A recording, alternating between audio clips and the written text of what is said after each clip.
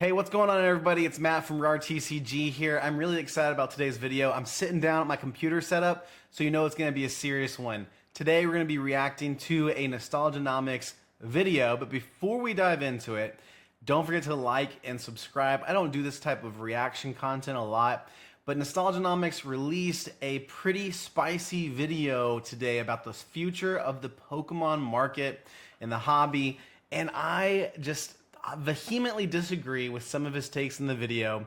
I typically love Alex's content. I've been a subscriber for a long time. I think that he teaches a lot about the investment side of the Pokemon hobby. You either love him or you hate him. I respect you wherever you're at, but I really wanted to take a look at his take on Prismatic, his take on printing things to the ground. I think that some of these things are a little bit what I like to call tone deaf. And what I mean by that is if you've ever sung in a choir, the idea of being tone deaf is that, the choir, everyone around you singing a specific note or singing a song, but you yourself are interpreting it or cannot hear it the way it's meant to be heard. And I think that this is a common thing for people that are just really deep into specific areas of life. For example, Alex in Nostalgianomics is very deep into the investment business side of the Pokemon hobby. Does that mean maybe he has some blind spots to other things? I don't know. He's a super smart guy. I just want to present kind of my thoughts. But first, we should get into what Alex says and really dive into that because I think that there's a lot here to unpack. So let's go ahead and dive in. To be sure that I can hear what Nostalgianomics is saying, I'm going to put my headphones on and we're going to get started watching this video. So here's our video here. It is titled The Future of Pokemon ... The ... dots are always a fantastic addition. I will have the video linked down below. I encourage you to go check it out. Watch the whole video in its context. Again, I've been subscribed to Alex for a while, but he always tells people that they can use his face, react to his content. So that's what we're going to do. Let's check out what Alex has to say about the future of Pokemon. Dun, dun, dun. For everyone. So Here we go. That's one thing going on. Another thing is, I think this is where it starts, y'all. Prismatic Evolutions is a case study that is going to need case to be study, going y'all. forward if this all pans out the way it is happening right now. What do you mean? Tell us. It has all but been printed into the ground at this point. Yo, that's a crazy claim. Multiple ETB reprints. They've sent them through Costco's with Pokeballs. They sent them through Sam's Clubs with bundles. Oh, they man. Have sent them have they though? Bundles a ton? EV pouches. Nah. Everything under the sun. We have a new collection box coming out, right? The Dude, SPCs were out. They have put so... Guys, do you honestly feel like Prismatic has been printed into the ground? Alex is saying some very specific things here. He is saying it as a matter of fact. Prismatic has been printed to the ground. He goes on to list all of the different products that have released. But here's the deal. The biggest issue here is that you and me, like the common everyday person, still cannot find Prismatic readily available at our LGSs, cannot find it readily available at our local stores, at our Costco's, because all of that product is being swept away so very quickly. So I think the premise of print it to the ground, I think Alex is thinking that everyone saying that is saying they want the value of Prismatic to be driven to the ground. However, I disagree with that premise. I think that when people say we want something printed to the ground, what we're really saying as consumers is that we want it to be readily available. We want to be able to find product. We want to be able to open packs at a reasonable price. But whenever demand is the way it is right now, the common consumer cannot find product where it's at. Now let's keep watching and see what else Alex is gonna say here, because I think it gets even crazier. So much Prismatic Evolutions product out there that people are choking on it. Bro, we're choking on the Prismatic the product out there. That's crazy. Again, I go back to my whole statement here. This is the biggest part of the video for me. Is Alex makes this crazy statement that Prismatic has truly been printed to the ground. We're choking on product. They just keep relentlessly printing it. I just fundamentally disagree because the product that's being printed is being consumed at such a high rate that, again, the consumers, the people that want to find the product, that want to rip Prismatic, they can't even find it on store shelves. I'm not just talking about big box retailers like the Best Buy, Target, and Walmart's. I'm also talking about our LGSs. These smaller retailers that have established brick and mortars, they still cannot keep that product in stock because it's not readily available from distro, y'all. So I really do believe that this is a little bit off the mark. I think it's a little bit tone deaf. I understand what Alex is saying. He's saying that Prismatic has been printed unlike any other set before it has been. Is that true? I bet it is. I bet that what Alex is saying here, like I think that his premise is how much it's being printed, okay? And he's saying that Pokemon has printed a metric ton of this product. I bet that is 100% true, but that's not accounting for the increase, just how much demand has increased through this big cycle and big boom that we're living through. I think it truly is unprecedented, even though it's kind of cringe to say. I think that demand is still so the pendulum or the weights, there's supply on one side, there's demand still outweighs supply by magnitudes, okay? And then there are people with unfair advantages when it comes to supply, whether that's botting, scalping, it doesn't matter. You have a connection with the restocker. There's people with connections, whether they be above board, below board, where they can access this product at such available rates that they're able to just have it and then sell it on the secondary market. But that's not a healthy system. And when people are saying print it to the ground, I don't think it's this idea that we want Prismatic prices to just fall and drop and plummet. We want product to just be available. Also, Nostalgianomics, I stopped at a really odd place for you in this video, but that's okay. Let's keep watching. So are we choking on Prismatic evolutions? You guys let me know down in the comments. For packs, still $10. That's true. For the That's ETBs true. is still... And guys, in Alex's defense, $10 for a Prismatic pack, that's actually on the cheaper side of what it's been lately, like coming out the gate, $15+. Obviously, how much the packs have been printed has impacted the material price. It's dropped it down. ETBs, you can grab those for $90, $100. Like, is right now the lowest you'll ever see Prismatic at? Maybe, and that's the point that Alex is saying. So let's keep watching.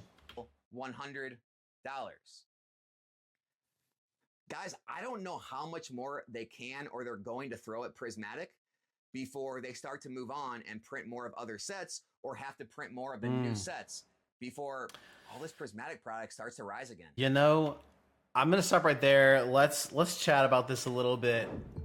So, oh no, there's an ad. Oh no, I wasn't expecting an ad. Okay, so check it out, y'all. I think that Alex right here, when he pivots to talking about how much more can Pokemon or will Pokemon print Prismatic versus some of these newer sets, I think he's spot on here, okay? I think that there is just this window of time that Pokemon has to focus on Prismatic. But where I really disagree and why I really wanted to make this video is this idea, this premise he's working on of what print it to the ground really means, and the fact that he's saying that we're inundated or choking on Prismatic products. I think those two things are fundamentally false, because consumers cannot find Prismatic in locations where we really need to be able to find it readily available. And so that is kind of the first part of this video. There's another part of the video I want to react to, but I would love to know you guys' thoughts down below. Do you guys agree with Nostalgianomics here that we are choking, we are inundated, drowning in Prismatic Evolutions products? Or do you guys more see it my way? And the fact that like the premise behind Print It to the Ground is more so for product availability, more so for supply to reach demand, more than it meaning that we're just trying to tank the price of Pokemon and the hobby. But also, like, you could make an argument against me and say that if the goal is to increase supply to meet demand, then you're obviously wanting prices to drop. And that's true. That is true, because if supply reaches demand, then all of this like arbitrage on the secondary market, scalping product, trying to sell it to double or triple your money, that's gone. And so automatically prices are going to readjust and be closer to retail.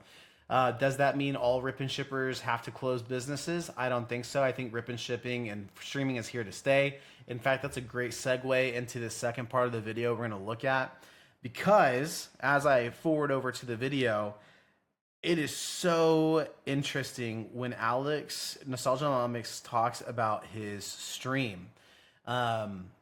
I just think this is so curious. He says this a lot in like live streams that he's in and things like that. And I just really want us to take it in, okay? Let's take in what Alex has to say here about his stream. No shot, bro. We got a subscriber. Guys, don't forget to subscribe on the YouTube. That was a YouTube subscription. We opened for fun, dude. Welcome to the party. I hope you watched this video. That's crazy. Okay, let's switch back over to our reaction scene here. Okay, guys, we are back. Let's check out what Alex has to say about his rip and ship here. Let's go. Oh, no. I muted it because of the ads. My bad, guys. My bad. Let's go back. I am a small fry. Are you? In this whole rip and ship streaming business. A small fry. Everyone always points out, Alex, yeah, right, your stream's big. Guys, bruh, I am not a large conglomerate or this large companies bruh that employ multiple streamers that stream all day. Okay, just say it. In terms of small fries, like what fast food restaurant has the smallest fries? Like if we took Nostalgianomics at his word here, he was the smallest of the small fries. Where would Alex's fry be from? Okay, for me personally, I think that he's probably from McDonald's. McDonald's fries are good, right? Like it's a good small fry. And I think that's what Alex is talking about. He's got a very high quality, solid tasting small fry of a stream. Okay. He's a McDonald's fry. Everyone loves the McDonald's fry, but they're kind of small. Now, he's not quite like the waffle fries from Chick-fil-A, right? Those things are robust. They got salt. They're crispy, always on point. Nah, he's humble. The most humble YouTuber and streamer we've ever seen, Alex Nostalgianomics, is here to let us know just how small of a fry he is. Let's keep watching. Every day, 24/7, full-scale shipping departments going through hundreds and hundreds of thousands of dollars in packs every single week. Okay. That's the extent of the video that I really wanted us to watch. Let's talk about it. Let's talk about Alex's stream. So I just think that this is just another part of Alex. I think he is being honest here. I think when he looks at himself in his stream, he really is thinking of himself as more of a small streamer. And the reason why I think that is because of his perspective, his vantage point, right? So he's at a point in where he's at where he can look above him, right? He can still look up above him in terms of stream size and growth. And he can say, man, I can name dozens. He can probably do this. I can name dozens of people that do hundreds of times worth the amount of sales that I do. And that means I am a small fry. I disagree 100%. Alex Nostalgianomics, I think he's a good guy. Okay, I'm roasting him a little bit here, but listen, he's a great guy. He seems like he is online. I don't mean to glaze him too much. I'm about to roast him, okay? I think he's way off the mark here, okay? This is somebody in the top 1% of the Pokemon hobby business side. He is living with Pokemon paying his bills, at least part of them, right? Like he's a full-time Pokemon person, a PP, a Pokemon person, okay? He's full-time. A big part of that is his stream, bringing in revenue, bringing in money, profit, all of that stuff is his stream. He says that he streams 5 days a week. That's not small fry business right there. In fact, with that paying full-time pay, with him being able to put Pokemon money to pay off his house that he always talks about, I just wish that he would see that he's like in the 1%. You know, like for all of us on YouTube that, you know, probably a lot of people that even make hate content towards him, they kind of wish that they were in his position. A lot of us wish that Pokemon could pay for our lifestyles. We wish we could be full time in the business and creating content, running streams, selling cards. Like that's the dream, and Alex is living it out. So by no means do I think he's a small fry. I think this is so far off the mark. And just because Alex, just because you can look up and see dozens of people above you, ahead of you, that are doing hundreds or thousands of times more sales than you, it doesn't discount the kind of impact and the kind of life that you're living. That's like someone, that's like seeing somebody, and I mean this tongue in cheek, obviously. Like I'm being a little exaggerated, that's not a word. I'm being a little facetious here. But that's like going to somebody and then being like, my life sucks. And you're like, why, dude, why does your life suck, man? You seem to have it really together. And the person's like, yeah, like last year I made like $12 million. And then I'm over here like, sheesh, what, dude? How can your life suck? You got $12 million in 1 year. What do you mean? Like, how does your life suck? What do you mean? And the guy's like, yeah, dude, like, but like five of my friends, they make like $1 billion a year. You know, like I'm just a small fry out here. What am I supposed to do with my 12 million when I know people are making 1 billion?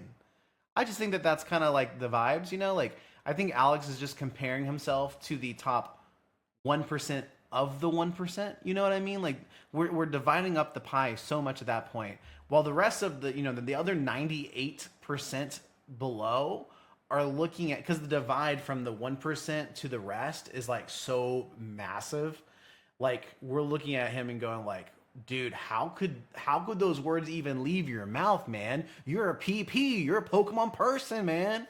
Anyways, at the end of the day, I really like Alex's content. As I said, his video is going to be linked down below. Don't forget to subscribe. Just like we open for fun, subscribe to the channel during the video, which is so sick. Thank you so much.